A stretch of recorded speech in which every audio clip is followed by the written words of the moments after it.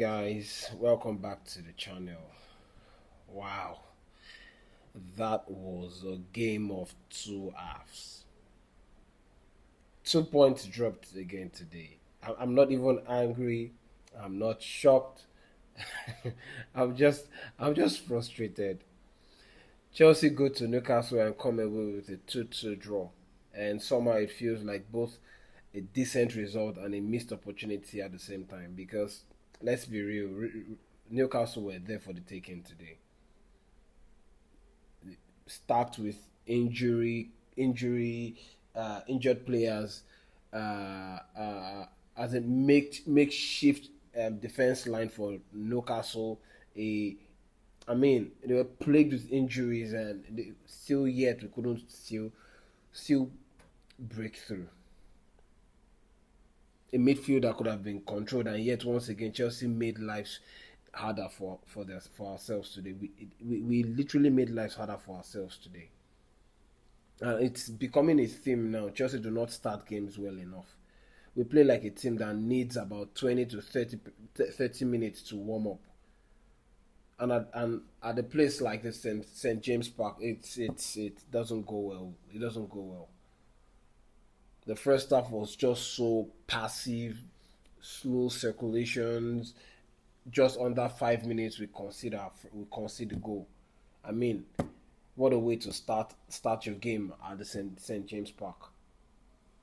Too many safe decisions. I mean, and the most frustrating question that I have today is why couldn't we start the game the way we played the second half? Same players, same pitch, same opponent, but suddenly in the second half, the tempo increased.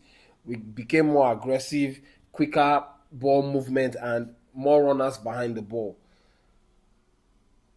I just the first half it just made me realize that I think it's a mental thing.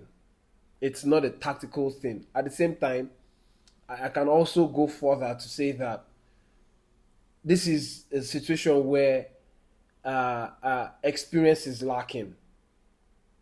Because if we had enough experienced player in the squad, they would know better on how to start a game of this magnitude. A game where we know that we historically don't do well at St James Park.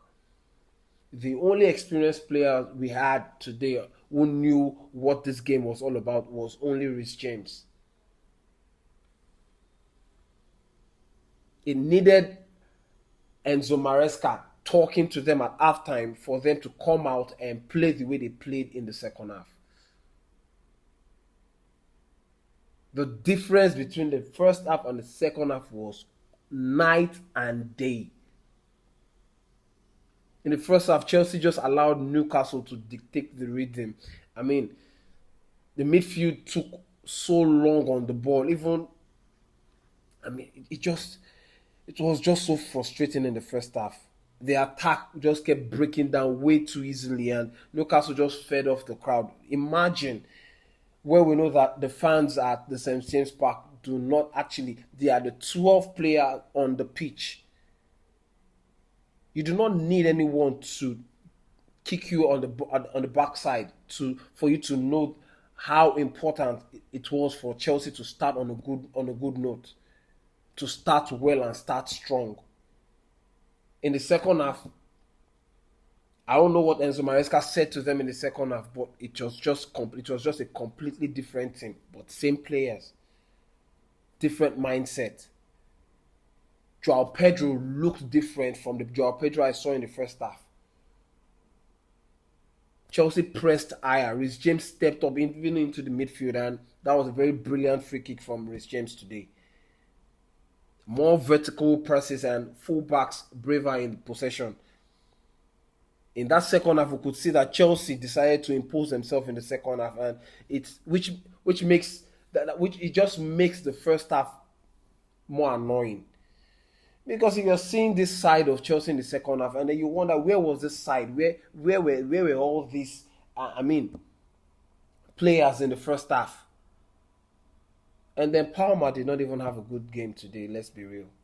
Okay, it was completely quiet, probably due to the setup of Newcastle, because we all know that when Palmer is not in the game, Chelsea will look short of ideas. And Newcastle did well. Credit to them. They did well to crowd out Cole Palmer. They forced him wide and stopped him from receiving the ball. There are times when he even make passes and the passes are just either intercepted or just overhit passes.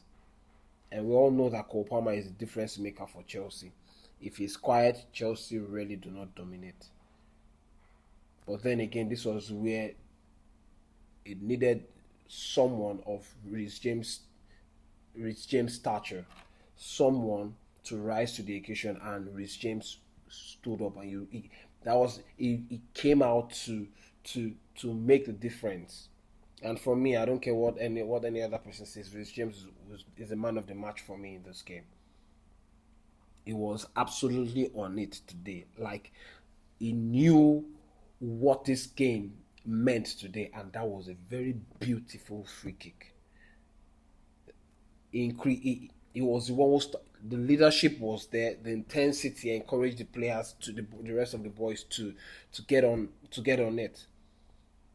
It was quality on the ball, and it was very very astute in the midfield. Whether it was called to step even into the midfield or covering defensively or even driving Chelsea forward, Rhys James was there. He looked like the captain that we needed today. He looked like the player, the experience that we needed. Imagine we have three more experienced players like Rhys James.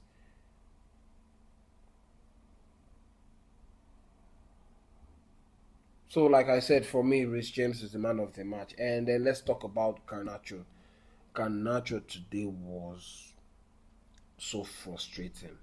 It's going to be a very, very long journey for Garnacho. Against Cardiff, we saw the Garnacho that boosted of so much confidence, directness, and even had good end product. And today was wasteful with chances, opportunities after opportunities kept coming his way. He just kept playing them even out of the stadium. I would say overthinking, overhitting passes.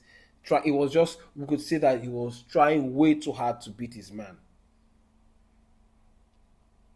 That opportunity that came to him in the second half, where he did not even need to cut back, should have just hit it straight into the net, and then he cut back, gave the Newcastle defense and defenders room to regroup. He did not need to cut back anymore. It was just there for him to hit it, and it did the other. And this is why I'm on man, it's just frustrating because Newcastle was there for the taking today. And it's annoying that where we are supposed to be taking advantage of teams that are actually weak and wounded, we tend to let them off. This is what Enzo Maresca kept alluding to, kept repeatedly saying, that we would experience things like this because of the inexperience of most of the players we have in the team. And it's just very frustrating where we need it, when we need composure, we get to see things like this. And this is going to lead me to talk about the bench. It's so frustrating because we could see that Enzo Maresca was really, really frustrated today. The bench today was really, really poor. When you look over and your options are people like Maguire, Benanote, young unproven players. I mean, even the Santoses that Enzo Maresca do not fully trust. It's not a bench that you can rely on to change games. And this is where I feel really sorry for Enzo Maresca, because games like this need experience, they need control, even they need quality off the bench, and he simply doesn't have it. And this is where I think we cannot completely. For those of you who are saying are supporting the sporting directors or the employers at Chelsea that they gave Enzo Maresca the opportunity to be the coach he is today, where they feel like Enzo Maresca is doing too much and all that. If you do not want, Enzo Maresca is asking to be given an opportunity to compete. And it is obvious, we can see that today, if we had experience in the team, Newcastle was there for the taking. The race for the top four, the race for the title was wide open before now. But because we lack in experience, we lack in players in quality, all we have on the bench today are players with future players for the future, not now. This is where I think Enzo Maresca is saying. I think he's saying that he's not fully backed. He's not getting the support of the club. Because I believe that before Enzo Maresca joined the team, it was promised Victor Osimhen.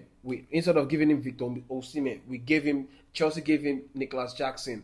Instead of this season it was promised a quality striker. We ended up selling Nicholas Jackson and brought on Liam Delap, who has spent more time in the hospital trying to recover from any kind of injury, than being on the pitch. We have a situation that is very frustrating with Romeo Lavia, who's supposed to be the controller, but is also controlling the hospital, because I think he's always there at the hospital. As a matter of fact, they should just sign him into one of the hospitals. And this is not me having a dig at Romeo Lavia. I don't blame him, because injuries are something that you cannot avoid or control. The point is, Enzo Maresca doesn't have enough. And for someone who wants to challenge, someone who wants to compete, needs the right tools. And he simply doesn't have it. It's not about blaming the kids. It's not about blaming the guys, the squad. It's about squad balance, and it does raise the question about backing from the higher ups.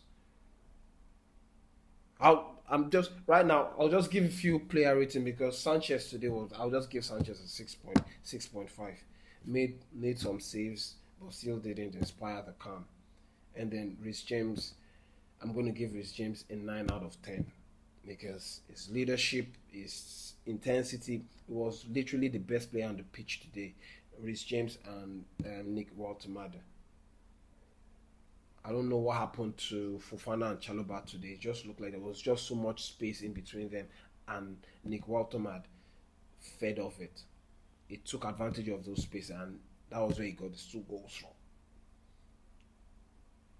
Cucurella too. I'll give Cucurella maybe a 6.5. Mrs. Caicedo, I'll try and get Mrs. Caicedo. I'll give him a 7, because he did some tackles. But did you guys see Reece James' last-ditch tackle to stop Barnes from scoring the 3rd goal? Enzo Fernandez came on in the second half, and it was just a change of personality, because Cole Palmer wasn't it today. Cole Palmer was completely quiet. So I'll give Cole Palmer a 6 out of 10. But Enzo Fernandez came and hopped the game. The level of the game changed. Then Pedro Neto was direct and all that, but he needs to learn to look up more. Gusto, it was just there, average. Okay, so the league would have been open now. Newcastle, Liverpool. Manchester City have ended up hammering West Ham, and so they are temporarily first in the league now until Arsenal end up. If Arsenal wins their game against Everton today, later in the day,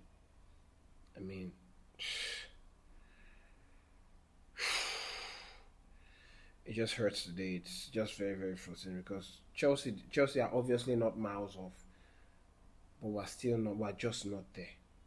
It's just a fine line that separates Chelsea from being able to challenge properly. Maresca is obviously trying to build something, but the people up are not giving him the right tools to build what he needs to build. I said this already, and this is the last time I'm going to say it. I won't be surprised if at the end of the season, even if Chelsea make it to the Champions League, if Enzo Maresca decides to walk. And he doubled down in the press conference yesterday. The squad is just overcrowded with future players, not players for now.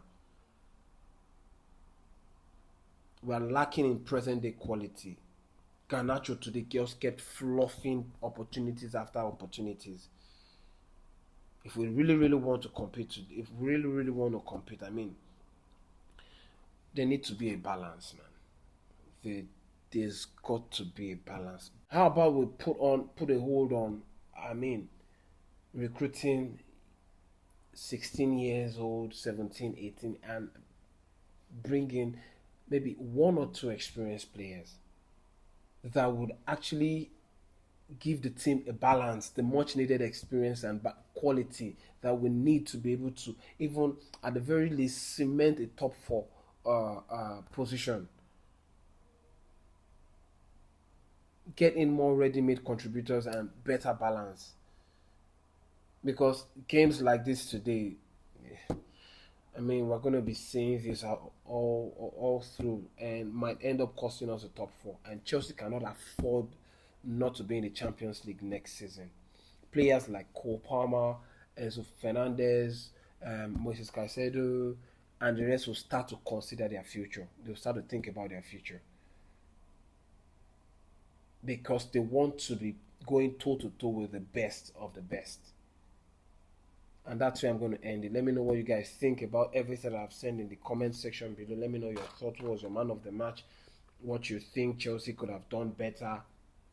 And what you think also about my player rating for this game. And then don't forget to like and subscribe and then turn on your notification bell so that you're notified each and every time that I make a post.